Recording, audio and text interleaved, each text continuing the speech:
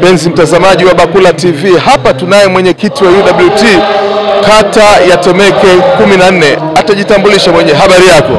Habari yangu nzuri. Vipi hali ya mambo? Mambo yanakwenda sawa kabisa. Hebu tuambie basi, unaionaje hii shughuli na unamzungumziaje mkuu wa wilaya ya Morogoro ambaye muandaaji wa hii shughuli? Karibu. Kwanza mimi kabisa naitwa Teddy Mgusi Lyakwama, ni mwenyekiti wa UWT Temeke 14.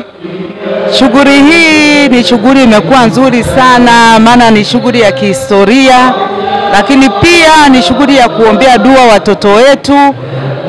Lakini pia napenda kumzungumzia mkuu wa wilaya ya Morogoro, Mheshimiwa Musa Kilakala. Ni kiongozi bora, ni kiongozi ambaye ana upendo wa dhati kwa watu wake, ni mtu ambaye habagui mtu. Kwa kweli mimi nampongeza sana, alafu pia ni mchapakazi. Asante. Tutumie nafasi hii, mwenyekiti wa jumuiya ya wazazi wanawake. Kumradhi. Mwenyekiti wa jumuiya ya wanawake kata ya Temeke, labda utuambie unawaambiaje wanawake wa kata ya Temeke kuelekea uchaguzi mkuu?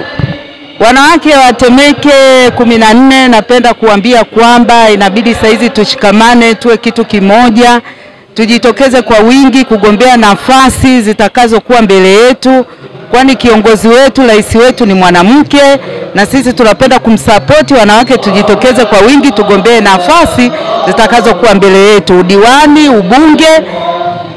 Wanawake na washauri wote tujitokeze, tusiwe na hofu, manake wanawake wengi tumekuwa waoga, tukiwaona wanaume tunaogopa, lakini napenda kuatia moyo tusiogope, tupiganie ndoto zetu.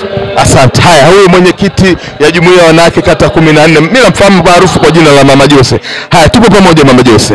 Haya.